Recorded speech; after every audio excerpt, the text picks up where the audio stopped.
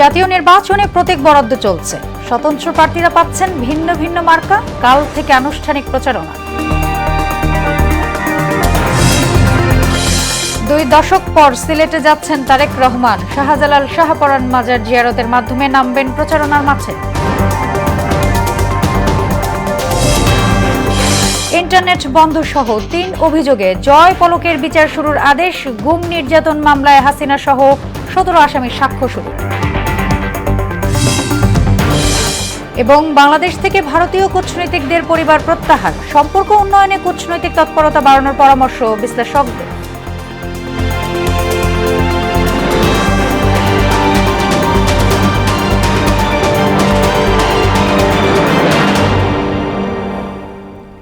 আসসালামু আলাইকুম, স্বাগত মোহনা সংবাদে। এতক্ষণ শুনছিলেন শিরোনাম, আর পুরোটা সংবাদ জুড়ে আছে আমি সোনিয়া ইসলাম। এবারে যাব বিস্তারিত। ত্রয়োদশ জাতীয় নির্বাচনে প্রার্থীদের প্রতীক বরাদ্দ চলছে। সকাল 10টার পর সারা দেশের রিটার্নিং কর্মকর্তার কার্যালয়ে শুরু হয় এই কার্যক্রম। দলীয় প্রার্থীদের প্রতীক নির্ধারিত থাকলেও স্বতন্ত্রদের দেয়া হচ্ছে ভিন্ন ভিন্ন প্রতীক। এদিকে আগামীকাল থেকে আনুষ্ঠানিক প্রচারণায় নামবেন প্রার্থীরা, যাবেন ভোটারদের দ্বারে দ্বারে। গণসংযোগ চলবে 10 ফেব্রুয়ারি সকাল 7:30টা পর্যন্ত। ইতিমধ্যে ত্রয়োদশ জাতীয় নির্বাচনে প্রার্থিতা প্রত্যাহারের সময় শেষ হয়েছে। প্রতীক বরাদ্দের আরো খবর জানাতে ঢাকা বিভাগীয় কমিশন কার্যালয় থেকে সহকর্মী নাহিদ সিরাজি নিম্মি ও রংপুর থেকে যুক্ত হচ্ছেন শফিউল করিম শফিক। শুরুতে যাচ্ছি নিম্মির কাছে। নিম্মি, যেমনটা আমরা শুনছিলাম, ত্রয়োদশ জাতীয় নির্বাচনে প্রার্থিতার প্রতীক বরাদ্দ চলছে। আর রিটার্নিং কর্মকর্তার কার্যালয়ের এই মুহূর্তের পরিস্থিতি আপনি কি দেখছেন, জানাবেন।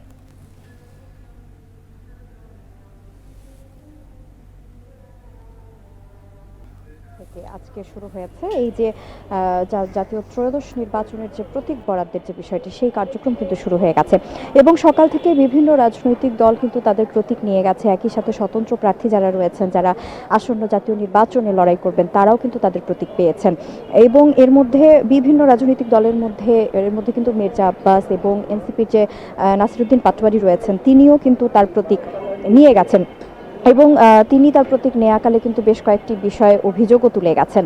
এবং আরও কিছু যদি বলি, যে গতকালই কিন্তু আসলে এই যে প্রতীক প্রার্থিতা প্রত্যাহারের যে বিষয়টি ছিল, সেটির কিন্তু শেষ দিন ছিল এই ঢাকা বিভাগীয় কমিশনারের কার্যালয়ে। এবং এর মধ্যে থেকে 13টি আসনের প্রার্থিতা গতকাল প্রত্যাহারও করা হয়েছে। এবং এরপরে আগামীকাল থেকেই, যেমনটি আপনি ইতিমধ্যে জানিয়েছেন, যে আগামীকাল থেকেই কিন্তু শুরু হবে এই আসন্ন জাতীয় ত্রয়োদশ নির্বাচনের যে নেয়ার যে প্রচারণা, সেই প্রচারণা কিন্তু শুরু হবে। এক কথায় গণসংযোগ শুরু হয়ে যাবে। এবং আজ সারাদিন কিন্তু এই কমিশনারের কার্যালয়ে এই যে প্রতীক বরাদ্দের যে কার্যক্রম রয়েছে, সেটি চলবে। এবং কিছুক্ষণের মধ্যে এখানে যে রিটার্নিং অফিসার রয়েছেন, তার কথা বলার কথা রয়েছে। আমরা এখন পর্যন্ত অপেক্ষা করছি, পরবর্তীতে আসলে তিনি কথা বললে এখন পর্যন্ত কতগুলো প্রতীক বরাদ্দ হয়েছে না হয়েছে সব বিষয়াদি আমরা জানতে পারবো। তো সোনিয়া, এই ছিল আমার কাছে ঢাকা বিভাগীয় কমিশনারের কার্যালয় থেকে এখন পর্যন্ত পাওয়া তথ্য। এখন আমরা চলে যাব রংপুর বিভাগে।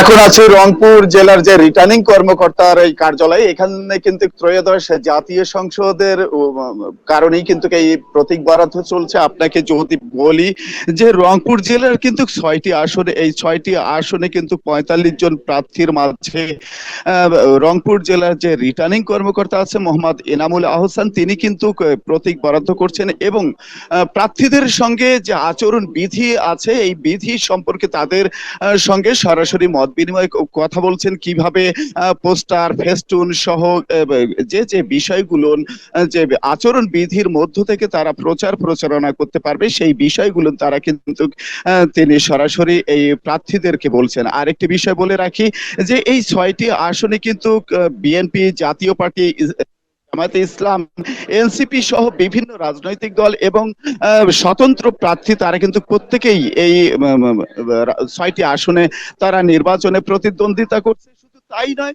রংপুরের এই 6টি আসনে একজন বৃহন্নলা অর্থাৎ তৃতীয় লিঙ্গের একজন প্রার্থী আছেন আনোয়ারা ইসলাম রানী। তিনিও কিন্তু এই ত্রয়োদশ জাতীয় সংসদ নির্বাচনে কিন্তু এই ভোট যুদ্ধে তিনি কিন্তু অংশগ্রহণ করছে। আরেকটি বিষয় বলে রাখি যে এই ত্রয়োদশ জাতীয় সংসদ নির্বাচনের যে প্রতীক বরাদ্দের সময় বারবার আপনাকে যদি দেখাই এই ক্যামেরার চোখে কিন্তু এই জাতীয় পার্টির যে প্রার্থী আছে তার প্রতিনিধির কাছে রিটার্নিং কর্মকর্তা প্রতীক বরাদ্দ করলেন। শুধু জাতীয় পার্টি নয়, বিভিন্ন রাজনৈতিক দলের যে প্রতিনিধিরা আছে তাদেরকে এই প্রতীকগুলো দিচ্ছেন এবং আচরণ বিধি সম্পর্কে তাদেরকে কিন্তু বিভিন্ন বিষয় বলে রাখছেন।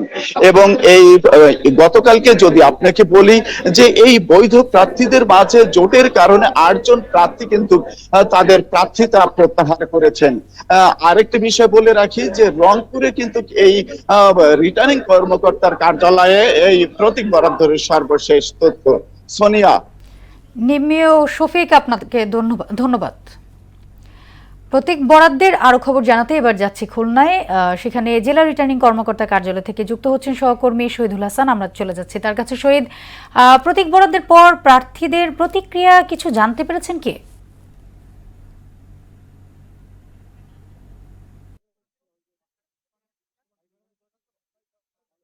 ধন্যবাদ সোনিয়া। আজকে খুলনা জেলা রিটার্নিং কর্মকর্তার কার্যালয় অর্থাৎ জেলা প্রশাসকের কার্যালয়ে সম্মেলন কক্ষে সেখানে প্রতীক বরাদ্দের কার্যক্রম শুরু হয় এবং এইখানে প্রায় জেলার যে 6টি আসন রয়েছে সেই 6টি আসনের মধ্যে 5টি আসনের প্রতীক বরাদ্দ দেওয়া এবং একটি রিটার্নিং কর্মকর্তার নির্বাচন অফিসার কার্যালয়ে, যেটা ছিল খুলনা 3 আসনের। এবং সকাল 10টা থেকে এদের কার্যক্রম শুরু হয় এবং একে একে করে প্রথমে রিটার্নিং কর্মকর্তা প্রার্থীদের যে আচরণ বিধি আছে সেই আচরণ বিধি সম্পর্কে বিস্তারিত তাদেরকে জানানো হয় এবং সেই বিষয়ে যে আচরণ বিধি প্রতিপালনের বিষয়ে তাদেরকে অনুরোধ করা হয়। এবং এরপরে কিন্তু শুরু হয় যে প্রতীক বরাদ্দের বিষয়টি এবং প্রতীক বরাদ্দ যে 6টি আসনের যারা রয়েছেন তাদেরকে, যারা দলীয় প্রতীকে নির্বাচিত করছেন তাদেরকে সেই দলেরই প্রতীক দেওয়া হয়েছে এবং যারা স্বতন্ত্র ছিলেন তাদেরকে যে স্বতন্ত্রের জন্য যে প্রতীকগুলি বরাদ্দ ছিল তারা বেছে বেছে সেই প্রতীকগুলিকে নিয়ে কিন্তু তারা এই প্রতীক বরাদ্দ পেয়েছেন। এবং আমরা সকাল থেকেই দেখছিলাম যে দলীয় প্রার্থী অথবা স্বতন্ত্র প্রার্থী যারা ছিলেন তাদের কাছে কিন্তু নেতাকর্মীরা এসেছিলেন এখানে এবং এই বলা যায় একটা এই জনসমাগম হয়েছিল এবং অনেক উৎসাহ উদ্দীপনার মধ্যে দিয়ে কিন্তু এই প্রতীক বরাদ্দের কাজটা কিন্তু আজকে চলছে। এখন পর্যন্ত যে 6টি আসনের প্রতীক বরাদ্দের কাজ সম্পূর্ণ হয়েছে এবং প্রার্থীরা কিছুক্ষণ আগে আমাদের সংবাদকর্মীদের সাথেও কথা বলেছেন এবং তারা যে বলেছেন যে প্রতীক বরাদ্দের বিষয়টি তারা পাওয়ার পরে এখন যে তাদের নির্বাচনী কার্যক্রম শুরু হবেন সেই কার্যক্রম তারা নির্বাচনী আচরণ বিধি মেনেই কিন্তু এই কার্যক্রমগুলি করে যাবেন। এবং সেই সাথে নির্বাচন যে রিটার্নিং কর্মকর্তা তার পক্ষ থেকে বলা হয়েছে যে যদি নির্বাচনী কার্যক্রমে কোনো ধরনের তারা গাফিলতি দেখেন অথবা লঙ্ঘন দেখেন যে আইন কানুনগুলি রয়েছে সেগুলো তারা সেই অনুযায়ী আইনানুগ ব্যবস্থা নেবেন বলে রিটার্নিং কর্মকর্তা তাদেরকে জানিয়েছেন। এবং শহীদুল, আপনাকে ধন্যবাদ। দর্শক, এই বিষয়ে আরো জানতে নির্বাচন কমিশন ভবন থেকে যুক্ত হচ্ছেন সহকর্মী এম আর আসাদ। আমরা চলে যাচ্ছি তার কাছে। আসাদ, কমিশনে এই মুহূর্তের পরিস্থিতি কি দেখছেন আপনি জানাবেন?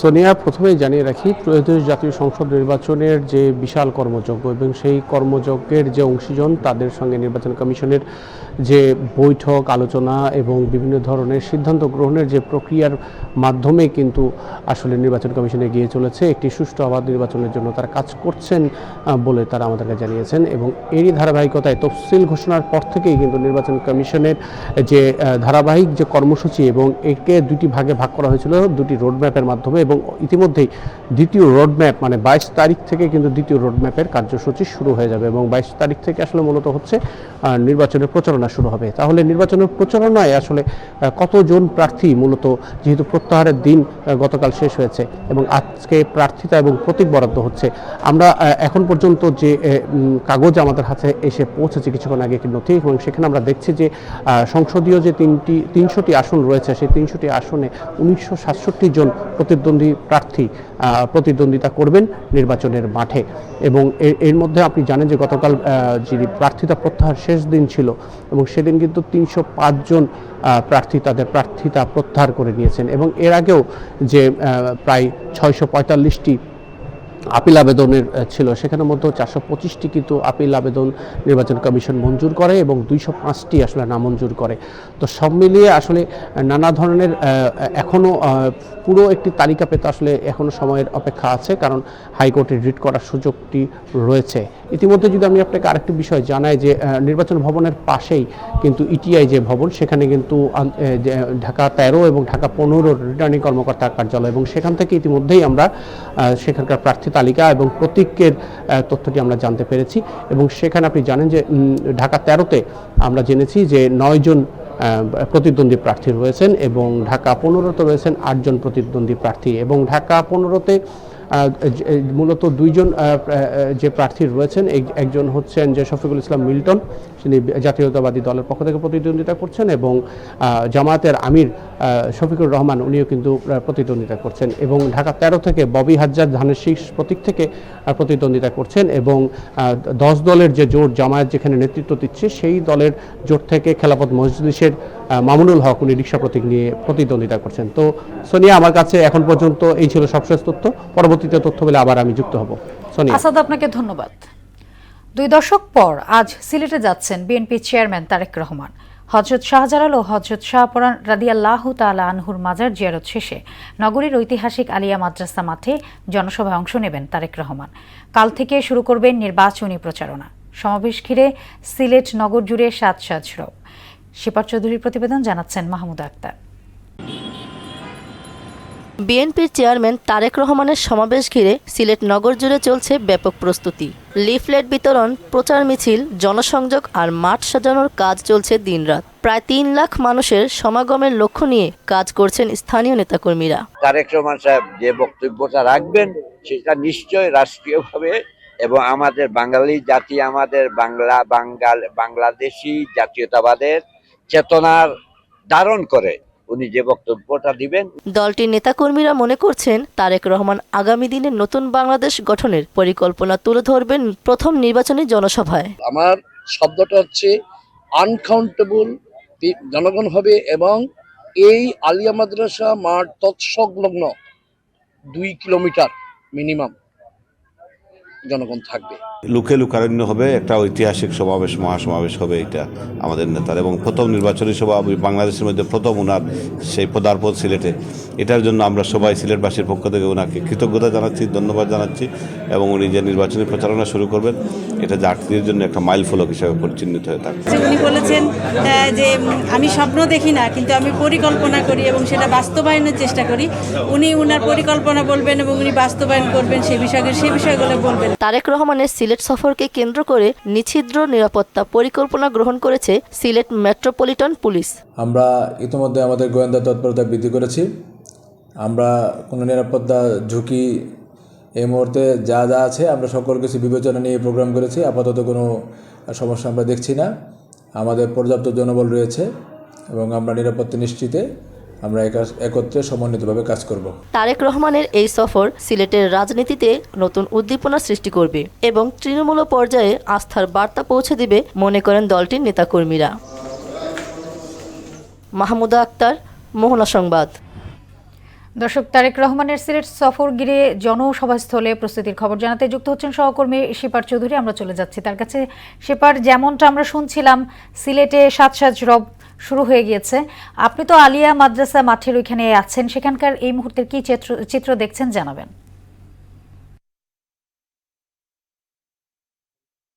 বলছিলেন দীর্ঘ 2 দশক পরে তারেক রহমান সিলেটে আসছেন। এর আগে কিন্তু তিনি 2005 সালে সিলেটে এসেছিলেন।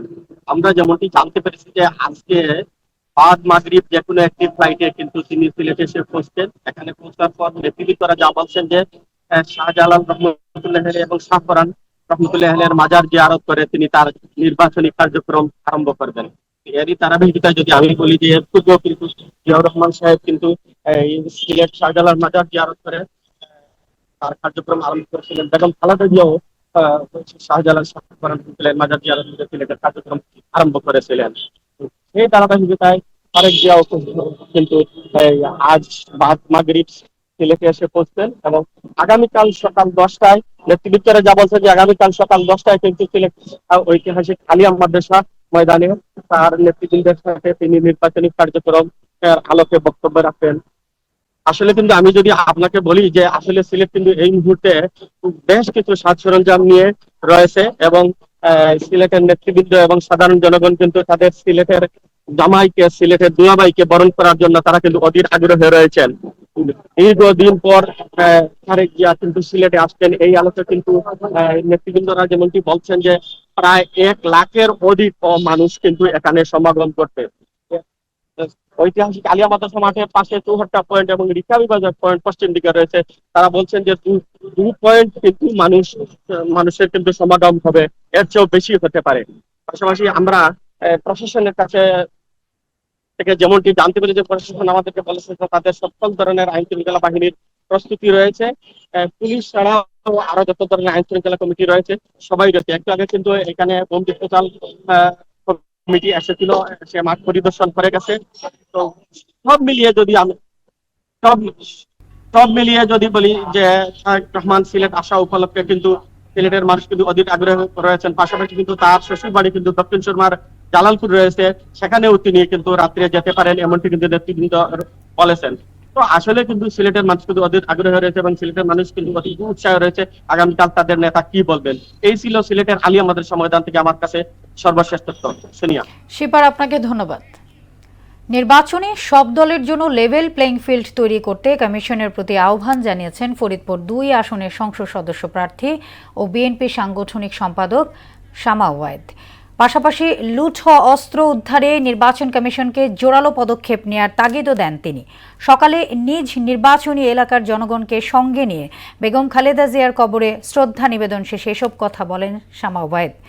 নির্বাচনী পরিবেশ এখন পর্যন্ত শান্ত রয়েছে জানিয়ে ফ্যাসিবাদী শক্তির বিরুদ্ধে সবাইকে ঐক্যবদ্ধ থাকার আহ্বানও জানান তিনি। আমরা আশা করব এখন পর্যন্ত নির্বাচনের পরিবেশ শান্ত আছে, কিন্তু বিচ্ছিন্ন যে ঘটনাগুলো ঘটছে সারা দেশে, প্রার্থী হিসেবে এবং একজন ভোটার হিসেবে আমি শঙ্কিত। নির্বাচন কমিশন এবং স্বরাষ্ট্র মন্ত্রণালয় দুজনকেই এই যে অবৈধ অস্ত্র যে ঘুরে বেড়াচ্ছে গত বছর অগাস্ট মাসের পর থেকে, যেগুলো এখনো উদ্ধার হয়নি, যেগুলো লুট হয়েছে, এই উদ্ধার কাজ তাদের আরো জোরভাবে চালাতে হবে। জুলাই আন্দোলনে ইন্টারনেট বন্ধ করে হত্যার নির্দেশ সহ সুনির্দিষ্ট 3 অভিযোগে ক্ষমতাচ্যুত প্রধানমন্ত্রী শেখ হাসিনার ছেলে সজীব অজয় জয় ও সাবেক আইসিটি প্রতিমন্ত্রী জুনায়েদ আহমেদ পলকের বিরুদ্ধে বিচার শুরুর আদেশ দিয়েছেন ট্রাইব্যুনাল। আগামী 18 ফেব্রুয়ারি সূচনা বক্তব্য ও সাক্ষ্য গ্রহণ শুরু হবে।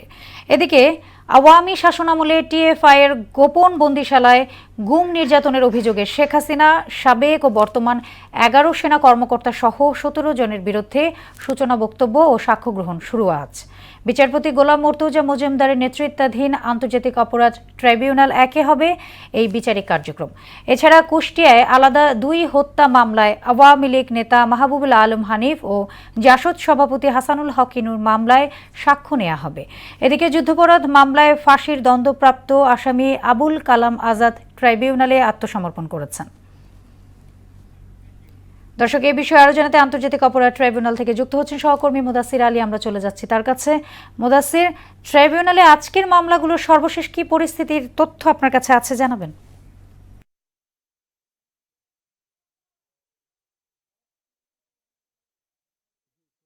মূলত হচ্ছে 24শে জুলাইতে ইন্টারনেট বন্ধ করে গণহত্যা মামলায় জয় পলকের বিরুদ্ধে এখানে যে 3টি অভিযোগ আনা হয়েছে, সেই 3টি অভিযোগ হচ্ছে মূলত জয়ের নির্দেশে ফেসবুকে পলকের উস্কানিমূলক স্ট্যাটাস, যার কারণে কিন্তু এক ধরনের উত্তেজনাকর পরিস্থিতি তৈরি হয়।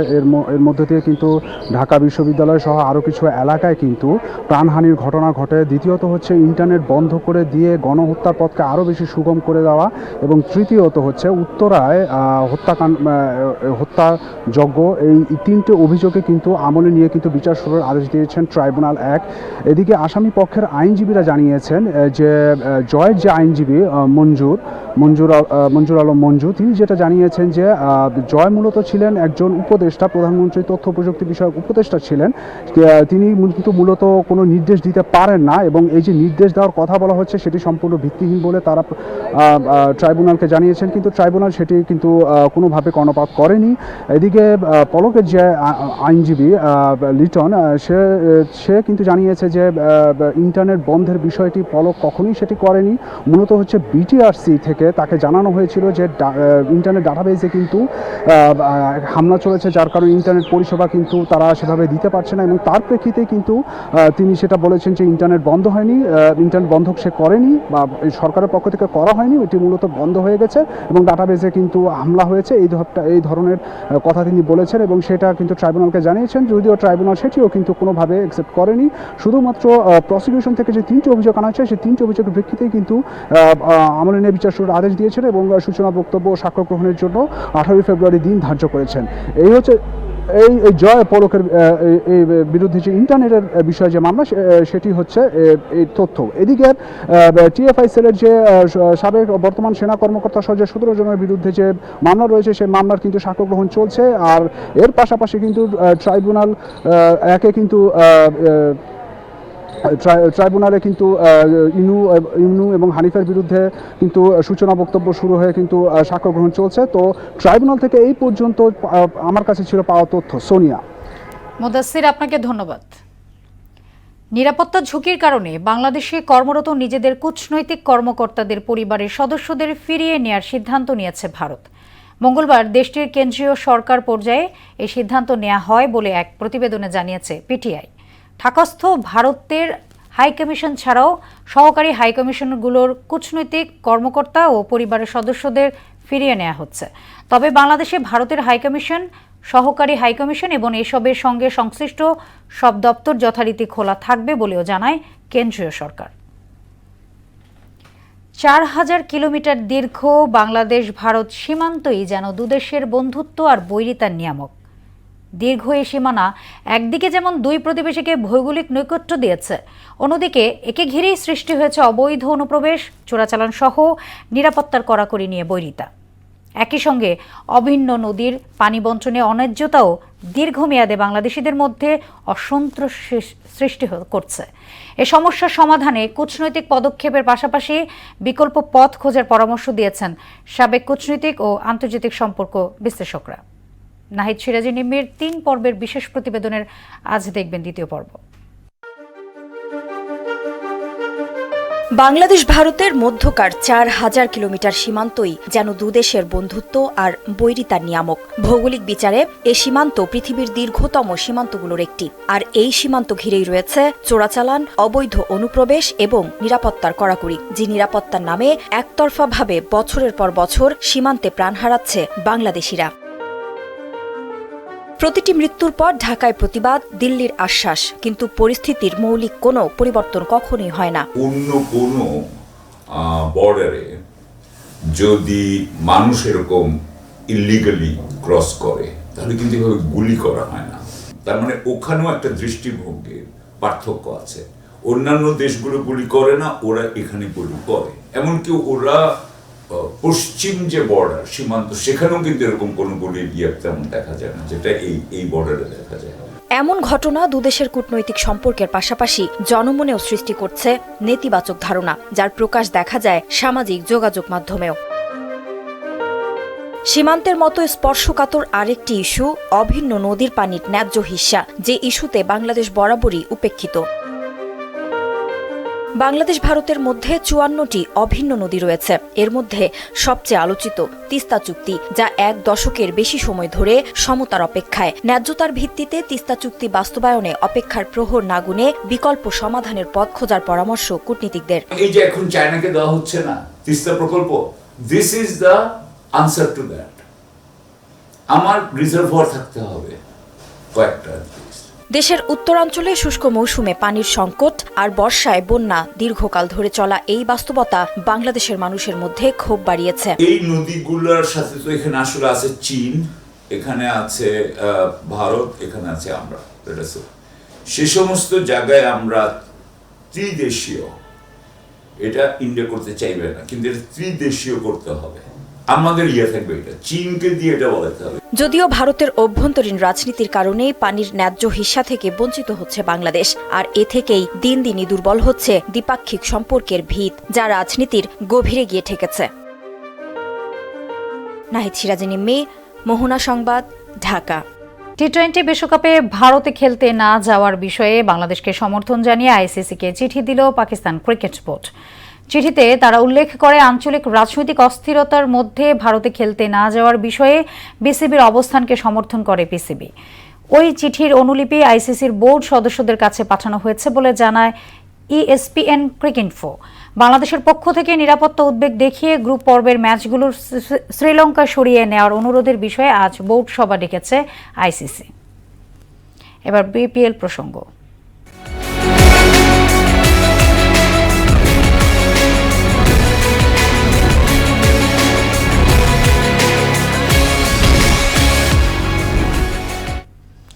বিপিএল এর দ্বিতীয় কোয়ালিফায়ারে আজ সিলেট টাইটান্সের বিপক্ষে মাঠে নামবে রাজশাহী ওয়ারিয়র্স। মিরপুর শেরে বাংলা স্টেডিয়ামে ম্যাচ শুরু সন্ধ্যা 6টায়। এর আগে প্রথম এলিমিনেটরে রংপুরকে 3 উইকেটে হারিয়ে নিজেদের সামর্থ্যের জানান দেয় সিলেট। অন্যদিকে পুরো আসরে দুর্দান্ত খেলা রাজশাহী ফাইনালে ওঠার মিশনে চট্টগ্রামের কাছে 6 উইকেটে হেরে যায়। এই ম্যাচের জয়ী দল শুক্রবার চট্টগ্রামের বিপক্ষে ফাইনালে লড়বে। শেষ করব মোহনা সংবাদ, যাবার আগে শিরোনামগুলো আরও একবার।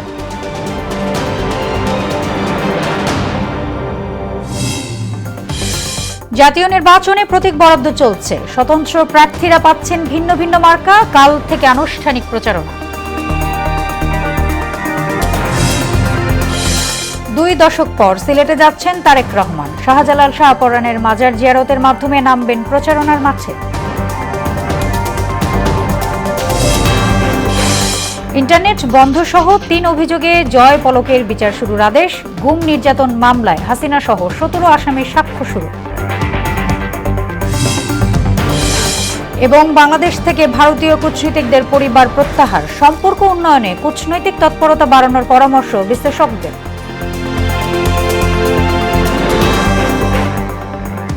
এই ছিল মোহনা সংবাদে। পরবর্তী সংবাদ বিকেল 5:30টায়। এর আগে বিকেল 3টায় দেখবেন সংবাদ এক নজরে। মোহনা সবশেষ খবর জানতে ভিজিট করুন www.mohana.tv। সংবাদ দেখতে পারেন ফেসবুক, ইউটিউবেও। এতক্ষণ সঙ্গে থাকার জন্য ধন্যবাদ সবাইকে।